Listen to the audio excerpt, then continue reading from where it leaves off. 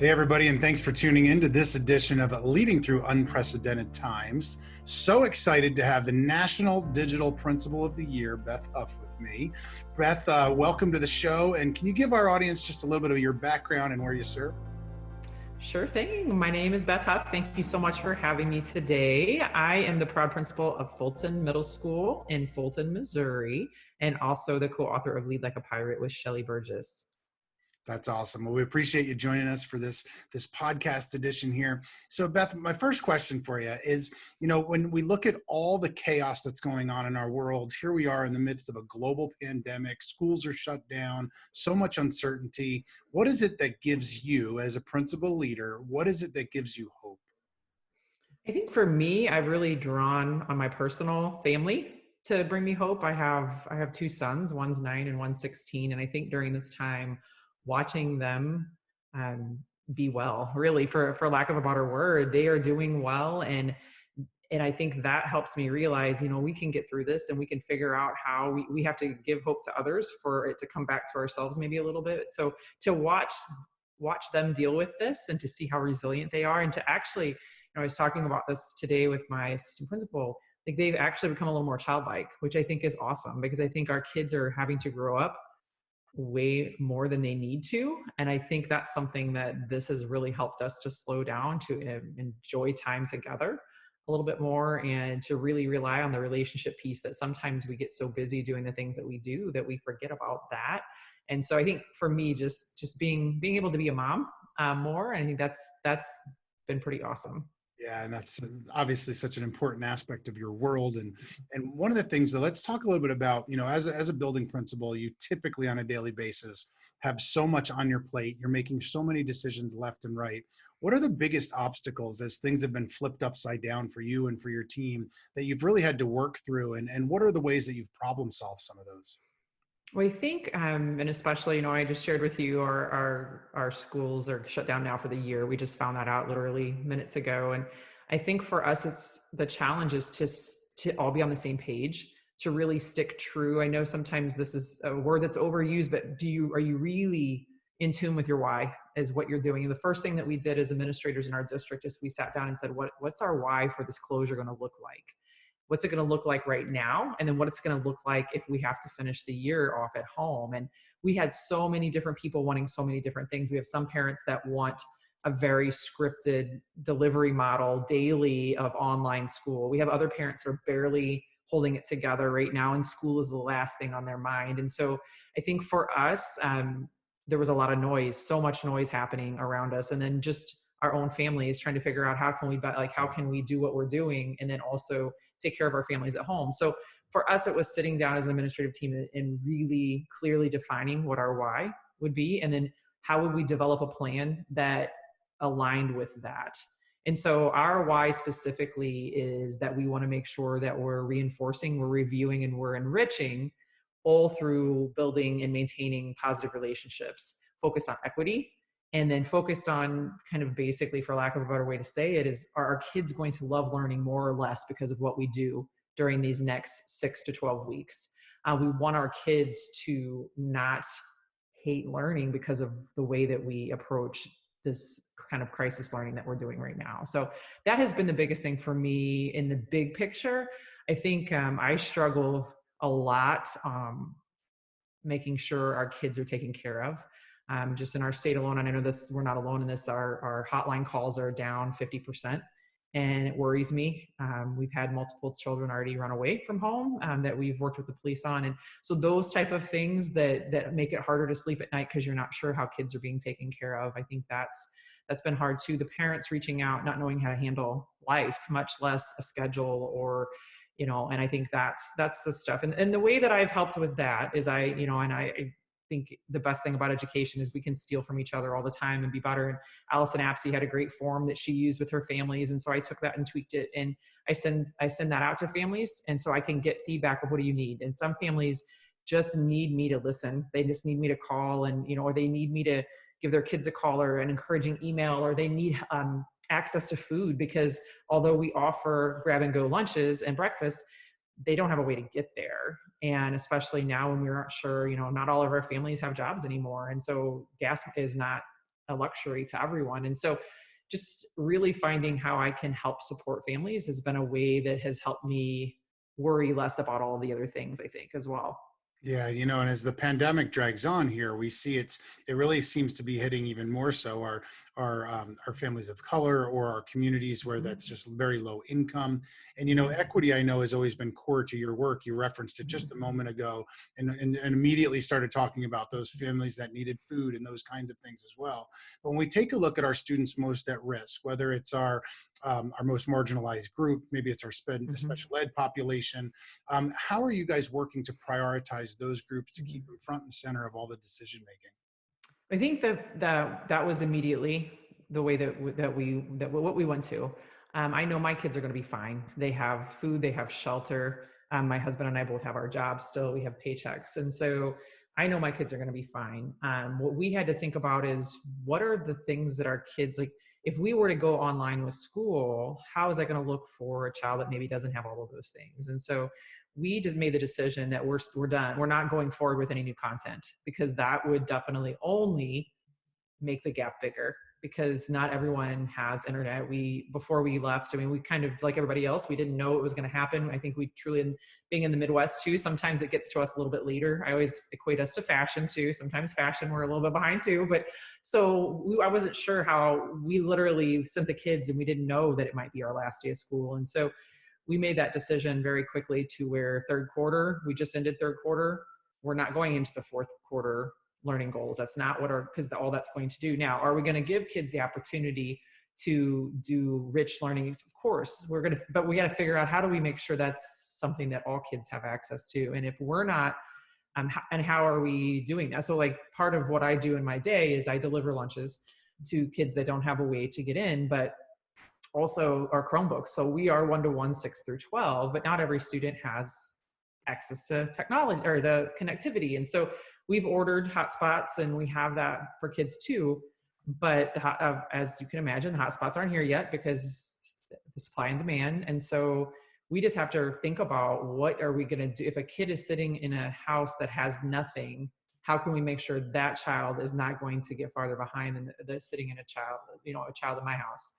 And I think for me, it's just, and I've had to become a little bit heavier of an advocate because not everyone feels like that's where our focus should be. And I obviously, and I know that you feel very strongly about that too. We've got to fight. And so many districts decided to continue learning, knowing that certain kids would not have access to that. I'm blessed to have a district that listens, an administrative team that has become so kind of we work as a unit now, which is really nice. It wasn't not because we didn't want to before. I think just because as busy as we were, we didn't always have the chance to be on the same page as much as we are now. And I think that driving around and that's something I do anyway. Is we go visit every sixth grader. That's just part of the way that we do business, but not everybody had done that. And so it's and whenever people know when you know your community and you know that not everyone has access, it's huge. And so we've had to become big advocates to our school board, to other parents that maybe don't understand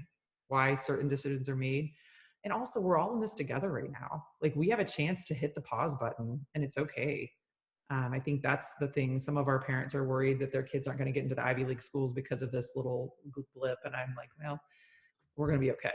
We're going to be okay. So I think for me, that kind of that patience and grace, making sure I not only give it to others, but give it to myself too. I think that's been huge. Yeah, and I think those Ivy League schools are also shut down right now. So I think they can Right. understand when it comes Completely. to that. Beth, Completely. when we look at something like fear, it's so rampant in our world right now. And understandably so. We look at this global plant pandemic. There's so much uncertainty. What happens if we can't even open in the fall? Like, what happens as these numbers continue to rise and deaths from the coronavirus and all these pieces? And there's just such fear out there right now. But as a school leader, you're looked at somebody that's supposed to maintain calm and order and continue moving it forward. How do you, as a leader, overcome your own fears? And what advice do you have for educators that are really scared out of their minds right now? I think the biggest thing for me is I always go back to what can I can control? What can I control? What can I control? And I think that especially being in middle school, that's something that I work so much with middle schoolers on too, because I think middle schoolers are just hyper emotional about a lot of things. No, And there's so never any really, drama at middle school, is there? Is there drama? well, and I think that's a big part of it is, well, what can we control? And right now for me too, it's, with our governor has, like, last week we finally went into more of a quarantine last week. And so one thing I do is I wear my mask all the time when I'm out of the house, and I try to model the things that even though not everyone is paying attention to, letting kids see that, hey, I'm going to wear my mask because I'm going to protect you and me. I have my gloves on. I do those type of things, which are little, but they're, again, it's modeling the things that we expect, whether it's 6 months from now, and hopefully this is all more of a resolution, or 6 months ago, is that we truly do have to model those things. And I think we have to model that it's okay to be worried. It's okay to be scared. It's okay to be nervous. I think so many times too, as leaders, we just try to act like we have it all together. But, not that I'm saying you should lead with fear. I'm not saying that, but I think you have to be vulnerable and just let kids know. When I write to parents, I'm very real in my writing to them.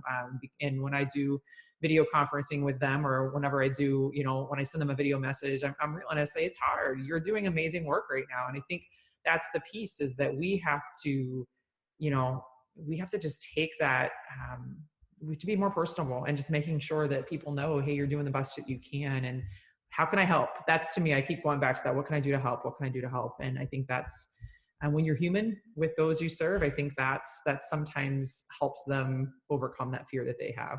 Yeah, such great insight. I love that modeling. I love that. How can I help? And just incredible insight there. Thank you for sharing that. You know, some people could be looking at this conversation and saying, well, as the National Digital Principal of the Year, I'm sure she's got it all together, and I'm sure she knows what to do in the midst of chaos. And so my question for you, though, is you are constantly, and I see you constantly putting out amazing things from your school, from your district, and just the pride that you have. You are one that just takes care of other people nonstop. So here's my question for you. As a National Digital Principal of the Year, how does Beth Houf take care of herself in the midst of a pandemic? How do you make sure that you're able to still bring your best every day, overcoming that fear? What are those self-care techniques that you're using? And really, when we look for other educators, how can we support them? And what recommendations do you have for your teachers and others that serve side by side for you each day?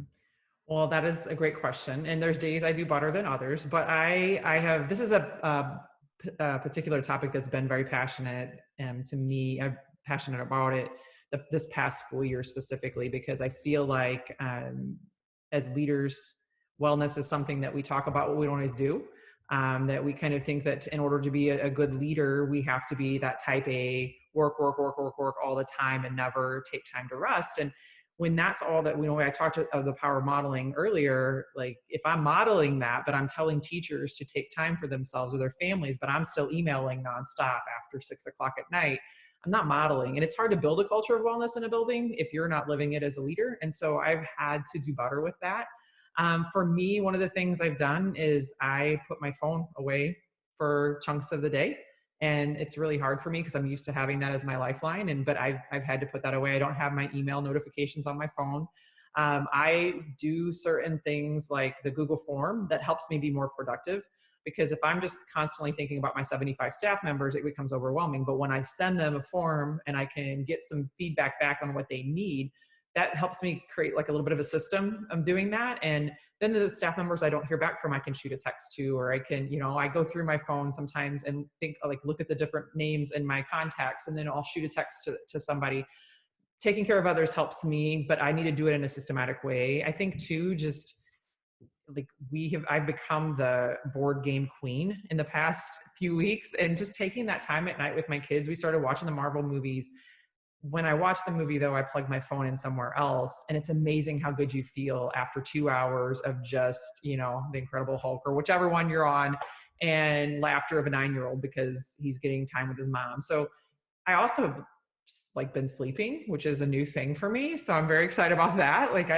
I'm more tired at the end of the days now during this time than I was during this regular school year. And so taking time to actually get 8 hours of sleep, it's amazing how much more productive I am when I do that too. So we live in the middle of 300 acres. So I've also been out, I get outside as much as I can. And that just that helps so much. So, and then driving around, we follow all the guidelines, but being able to drive around and honk at some kids and wave like that makes it makes it feel so much better. Delivering the lunches has been definitely a wellness piece for me too. So lots of little things, some days are better than others, and giving myself grace on those days that aren't so pretty. Yeah, and I think those bucket fillers, as some might call them, are just so vital right now and making sure we're taking care of ourselves in the process. Beth, it's so obvious in all you do how proud you are of your building, of your people, of your staff. But, in the last number of weeks, like everything's been flipped upside down. Things have been stopped. Sports have been canceled, and there's just so much chaos, uncertainty, sadness, grieving out there in so many different ways, just even for loss of like expectations and things we're looking forward to, whether as an eighth grader or whatever the case might be. So my question for you really is, what are you most proud of as a building principal right now? I think I'm so proud to see our staff rally around our kids and each other.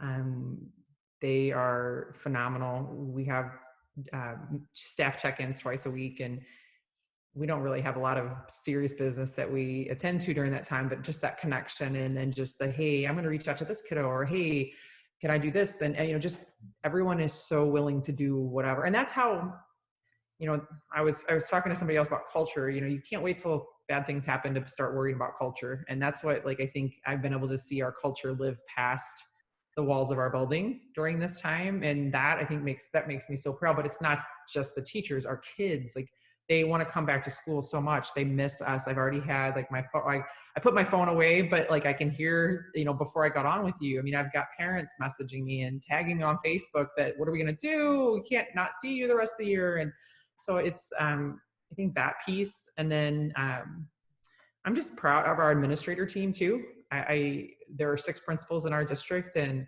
to watch, we truly have become one school district during this time. And again, it's never that we didn't want to do that before, but when you're so busy making sure your own building is functioning in a positive way, you don't always look outside those walls. And I think that has been when the 6 of us are working together on a project, when we, and I'm blessed to have a superintendent that's really said, hey, go for it. He gives us we're working on the assessment plan, we're doing those things. And just to watch a group of people come together for the betterment of the whole district and community, super proud of that as well. Yeah, that's awesome. So much to be proud of. So one final question for you, my friend. Alrighty. So educators coast to coast, they're all over the board in what they're being asked to do, or, just in terms of where they're at with struggles in their own community. What's one piece of advice that you have, whether it's for a superintendent, a first-year teacher, a third grade teacher, wherever it might be, support staff member, what's one piece of advice you have for educators? Alrighty. I think my biggest thing is it's okay to hit the pause button. I think really we are going to be okay. We are going to get through this, but we want to come out of it better and not worse. And I think that we don't put so many unrealistic expectations. I know a lot of people are having to live off the edicts of their board or their community. And I'm blessed to have great support there, but just make, it doesn't have to be harder than it already is. And so I think just hit that pause button. And you said one, but I'm a pirate. I break rules sometimes. Take care of yourself. Take time to take care of yourself and set limits, and make sure that you also deal with the grief that you're facing. Because I think if we don't take care to deal with the grief and the trauma that we're dealing with right now, because we really are all dealing with a form of trauma, it's going to be waiting for you down the road. So we got to make sure we take care of it now and really let it process. So that's some awesome advice, my friend. That's Beth Houf, everybody. Beth, thank you so much for your time today. Thank you, Tom.